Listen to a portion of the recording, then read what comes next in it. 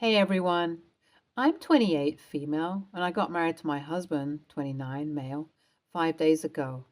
My mother-in-law tried to ruin our wedding wherever she could, and now we are the bad guys for doing what we did, so I want to know what you guys think. The story starts when my husband and I decide to inform our parents about our engagement. We had been dating for 5 years already, so our engagement shouldn't have been a surprise to anyone, but mother-in-law didn't take it well. It came as a shock to her that her son would choose someone like me when there were so many better women out there. She actually said that after we announced our engagement to her, word by word. My husband tried to tell me that it was just my mother-in-law's dry sense of humor, but I didn't find her joke funny. It sounded pretty genuine to me, and I told him that. My husband said I'm simply stressing out and overthinking. I do have a bad habit of letting my thoughts get the best of me and overthinking every minuscule detail. So I believed my husband and let that reaction go. But my initial thought of mother-in-law not wanting me to be her daughter-in-law solidified when I called her to include her in the wedding planning. She said, and I am quoting her here, "You weren't kidding. You two are really getting married." Now, maybe I am a little sensitive, but that seemed pretty straightforward to me. Mother-in-law wasn't expecting me to get married to my husband. I told my husband about it, and he said that perhaps mother-in-law is a bit too surprised and hasn't quite processed that we are getting married. You know what? That made sense. I let that comment slide too, but in the back of my mind, I had this strong feeling that she did not want me to be with my husband. But until she said anything outright, my husband wasn't going to believe me, and I didn't want to go off on a hunch. I tried to be polite and include her in the wedding planning as much as I could because I didn't want to be rude. I felt like I was trying to be friends with someone who hated my guts, but wasn't open about it. Wedding plannings are quite stressful, and having this strange Cold War with mother-in-law made it worse for my mental health. Whenever I have a bad mental health day, I start binge eating. I'm not proud of that, but it is my coping mechanism, and I am working on not reverting to it. With how stressful everything was, I had been looking for comfort in the bottom of the ice cream pints a little too often. I'm not proud of it, but that is how I did everything. That led to me feeling even worse because I could almost see myself swelling up. When I measured myself, I had gained about 2 pounds, but on my body, it looked like I had gained 10. The wedding was still 5 weeks away, so I knew I had time to lose the weight and get in my best shape if I wanted it. While I was struggling with my body issues, time was escaping me. So my mother decided to take charge and book an appointment for dress shopping at this boutique, which was owned by her friend. I wish I could say I was excited, but I wasn't. I felt ugly, but I still went to the boutique. The dresses they showed me were beautiful, no doubt, but I didn't feel beautiful in them. They put the dress on me and took me out to meet everyone, and I just felt ugly even though everyone was saying how radiant I looked. Well, everyone except my mother-in-law. The first thing mother-in-law did when she saw me was comment on my weight. She said how big I looked and how difficult it would be for me to find the right dress in this boutique because she doubts they carry bigger sizes.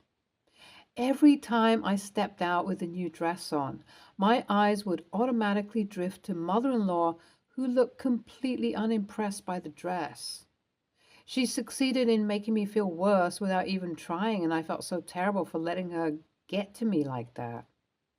After trying on 5 dresses and feeling like garbage, I broke down in the dressing room. The ladies who were helping me with the dresses were the only ones who saw me. When they asked me why I was crying, I explained how I felt ugly no matter which dress because of my tummy. That was when one of the ladies gave me a dress. It was this off-shoulder dress that was body-fitting until my underbust, and then it was like a lace gown. When I wore the dress, I felt amazing. I felt pretty. I told them that this would be my dress, and I would come back before my wedding to get the fittings done right because I'll try and lose weight. They agreed and booked the dress for me. They asked if I would like to show it to the family, but I didn't want to. I knew if I went out, I would only notice how mother-in-law would be looking at me and I'd feel bad. I didn't want to feel that way. So no one in my family knew about my dress at all. When I stepped out, I told them that I booked the last dress I saw and it was perfect. Everybody assumed I was talking about the last dress I modeled for them, and I didn't want to correct them. Mother-in-law inevitably commented on how I would have to lose a few pounds to look the part when I'm in the dress, and while the words hurt, I was glad that I didn't show my dress to her. Now, fast forward to a day before my wedding. I had been working out consistently and I had already gone to the boutique to get everything fitted. My dress fitted me perfectly. As our wedding was going to be at this hotel we had booked, we were all staying there. My dress was in this room with all the bridesmaids' dresses. My mother-in-law, over the past 5 weeks, has made sure to remind me every step of the way that she does not support our marriage and she doesn't want to be a part of this. She wants my husband to marry anyone else except me. She even went as far as to get his ex to come to the wedding. It was all a mess. Somewhere I just didn't feel comfortable with my mother-in-law hanging around. But at the same time, I couldn't tell her to get up and leave. I told my MOH to keep my dress safe because I didn't want my mother-in-law to ruin anything about the wedding. But as luck would have it, while I was speaking with my husband about some last-minute changes in his room, I heard mother-in-law's voice from the room next to his. She was laughing on call, saying how she had ruined the wedding dress and there's no way I'll be marrying him tomorrow in the dress. I rushed out of the room and confronted her. I asked her what she meant by that. My mother-in-law had no idea that her voice could be heard in the next room, and so she said a lot of mean things to me, oblivious to her son hearing them. She claimed that she snipped the hem of the dress and she felt no remorse. I ran to the room where my dress was while calling MOH. When I entered the room, I saw a dress that was destroyed, but it wasn't mine. It was a wedding dress, but it didn't look like mine. When my MOH came, she told me that she thrifted a wedding dress just in case mother-in-law decided to do something dumb, and she was glad that she moved my wedding dress aside. Hearing about my wedding dress being safe made it easier for me to calm down. Once I had calmed down, I went back to see my husband and came across him and mother-in-law in a screaming match. He couldn't believe that mother-in-law would go this far just to ruin his wedding, and she couldn't believe that he would marry me even though she was expressing her opinions. All of that screaming match ended up with my mother-in-law being uninvited from the wedding. She left the premises that night even though we didn't ask her to, and then took it to social media. She told everyone that I kicked her out of the wedding because I hated her, and as our wedding was small, a lot of people do not know what happened. Hence, a lot of people believed her. Post-wedding, we decided to have a retreat to my friend's lake house to cool off, so I had no idea what was happening. Now that I'm back, I am seeing the social media posts and receiving several hateful messages online. AITA for uninviting her? I mean, it was my husband who uninvited her, so I guess I am wondering if I am TA by not insisting she stay. What do you guys think? Update 1. My mother-in-law is relentlessly posting on social media about how badly I treated her. I showed the post to my husband and he was shocked. He said that he couldn't believe his mom would be this petty. He has been taking this quite badly. I feel extremely bad. I do not want him to feel this way, but I do not know what I should do. Any advice would be great. I want to make it easier for my husband. I hate that I have ruined his relationship with his mother. Update 2. Hey everyone. Thank you for all the kind words. I really appreciate you guys sending me all of these sweet messages. I have shown my husband this post, and he appreciates all of your kind words as well. He thinks it is unfair to both of us that mother-in-law is treating us this way. But my husband has also realized that over the years, the signs were always there. He feels extremely guilty for ignoring me every time I told him mother-in-law's words. So we are currently working on that. We're both trying to deal with our issues, and as far as my mother-in-law is concerned, we have been ignoring her. Update 3. Hey everyone. It's been about 3 months since I last updated this post, and I am sorry for being a little late at updating. As far as the situation is considered between us, we are doing better. We have been talking and communicating about our issues with him not believing in me. As far as mother-in-law is concerned, she came over a few days ago and tried to insult me in front of my husband. I'm saying she tried because when she started to blame me for making my husband unhappy, my husband fired back and told her to leave. He told her to watch her tongue and understand that if she is going to be this rude and disrespectful towards me, it would be better for all of us if she did not come visit us again. Mother-in-law did not take it very seriously until my husband insisted he was being serious. He also asked her to take down everything she had posted about us and our wedding. My husband threatened mother-in-law that he will go no contact with her, and that seemed to work. Since then, my mother-in-law has taken down all the posts she's made about us, which is good in my opinion, so I consider it a win. Thank you for every kind of message you guys have sent me so far. I really appreciate that. OP and TA for inviting your mother-in-law. Your mother-in-law sounds like a piece of work. I hate that your husband did not believe you whenever you told him about his mother being so cruel to you. Why would you lie about something like that? That sounds like a bit of a red flag. Perhaps you two should work on that together. As far as mother-in-law is concerned, you should ignore her as much as you can. OP, don't believe anyone who thinks you're TA. You are NTA for inviting your mother-in-law. Your mother-in-law sounds like a terrible human being. Who in their right mind tries to ruin their son's wedding? She should respect her son's decision of loving you and wanting to marry you even if she doesn't like you because he chose you. Next story. My fiance Joe and I both come from large families. I'm the youngest of 5 and he's the second youngest of 8. I have 2 nieces and 4 nephews on my side and 10 nieces and 4 nephews on his side.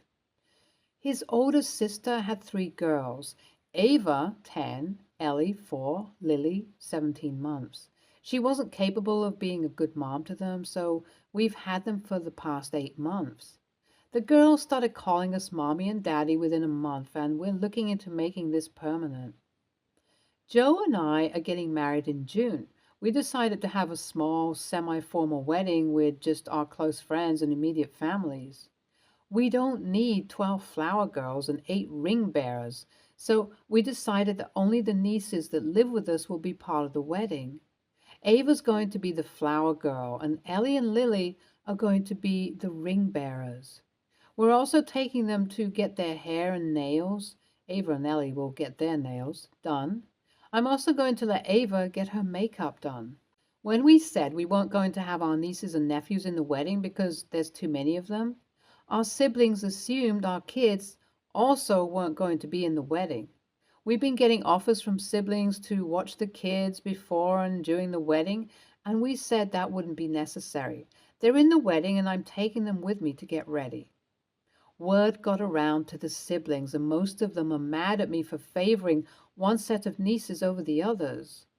I said we have a different relationship with our girls and that we're even looking into adopting them, but they're saying they can't tell their kids that their cousins are in the wedding and they're not because I don't love them as much.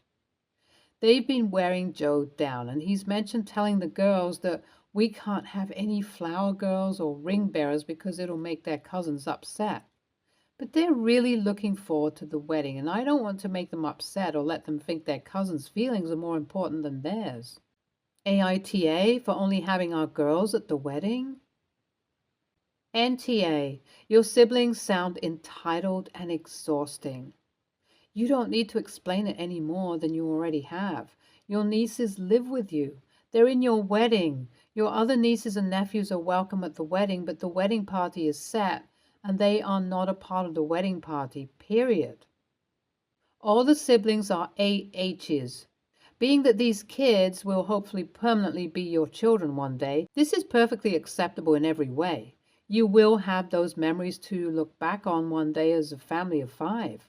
Don't relent and tell the other siblings that their kids need to realize that the world doesn't revolve around them. What happens when the other kids get upset that you're adopting those 3 girls and not them? Are you going to have to change that too to make them happy? It's not the same relationship to compare. They will never be equal to the others because those are your kids that you're raising. NTA, and don't give in. NTA, it's your wedding and those are your kids. They should be there, and it wouldn't be weird if your kids are the only kids attending. If you decide that kids are allowed and you're inviting all your nieces and nephews, it wouldn't be a bad idea to have them involved. Maybe plan a day, order pizza and ice cream, and have all the kids help out with DIY wedding decor, like making paper cranes or putting together wedding favors. Next story. My in-laws are big travelers, and they usually generously bring back a food-themed souvenir for me and my wife from wherever they visit. They've brought back spiced mustard from Austria, mini bottles of maple syrup from Vermont, and Kona coffee from Hawaii. But they then help themselves to the gift when they come over, which is every week. Of the 4 small tubes of different spiced mustards, my father-in-law ate about 60% of it, including finishing them. He never asked if he could have any. He just helped himself. I like to savor gifts like that since I don't know if I'll ever visit the place the food is from. I was raised to never take the last of something unless I asked my parents or they brought it in just for me. One morning I came downstairs to find my in-laws using up the last of the maple syrup from Vermont on theirs and my 3-year-old pancakes. The bottles were of different types of syrup and were only a couple of ounces each. We had a regular jug of maple syrup right next to the sample pack. When I incredulously said, "Why are you using that maple syrup?" my mother-in-law replied, "You've had the syrups for months." I said, "I didn't realize the gift had an expiration date." I love coffee and either roast my own beans or buy pricier bags from local roasters. When they got me Kona coffee, half-pound bag, my mother-in-law, who usually drinks Folgers out of a Keurig, asked me to make her some. I did, but was extremely irritated that she would even ask, given that there are limited cups in a half-pound bag. If I was a Boone's Farm wine drinker, I wouldn't give someone $100 bottle of wine and ask for a glass. Edit. Additional context information. They are over one night a week to watch our daughter. We sent her to daycare for 3 days, but the grandparents, both my parents and my in-laws, requested that they are able to spend 1 day each with her. They bring some of their own food. My father-in-law has his own Gatorade and beer in our fridge. I never eat their food as there is usually a small amount of finite quantity. AITA? NAH. I think this just comes down to different mindsets. If someone gave me an expensive bottle of wine, I'd feel like an a-hole not offering them a glass. Maybe it would help you to be less irritated to stop thinking of these items as gifts, but rather as your in-laws bringing back items to be shared as a family. It sounds like both you and your wife were raised differently. In my house, what your in-laws are doing would be considered normal and it wouldn't be an issue. It sounds like you came from a household with different expectations. Neither is bad or wrong, however, assuming that they know your expectations and how you view things without talking about it and then getting upset because they don't know is wrong. Yes, you could say it goes 2 ways, but the situation isn't bothering them. So they don't know there is anything wrong. You either need to talk to them or get over it. If you decide to talk to them, avoid anger and approach it from how much you love and appreciate their gifts and want to savor them. They shouldn't be indiscriminately eating these one-off precious foods. And in my view, they should also ask before eating stuff in your fridge in general. But you are also to blame for not taking steps to prevent this, since it seems to happen often. Do you have a free-for-all on other things in the fridge? That policy would reasonably have them believe these items are also fair game. If you don't want them eating the perishable gifts they give you, store them away from general groceries at home. I keep my top flight ingredients in a special place away from my partner and my roommates when I had them. Stay tuned for more stories from Argo Relationships.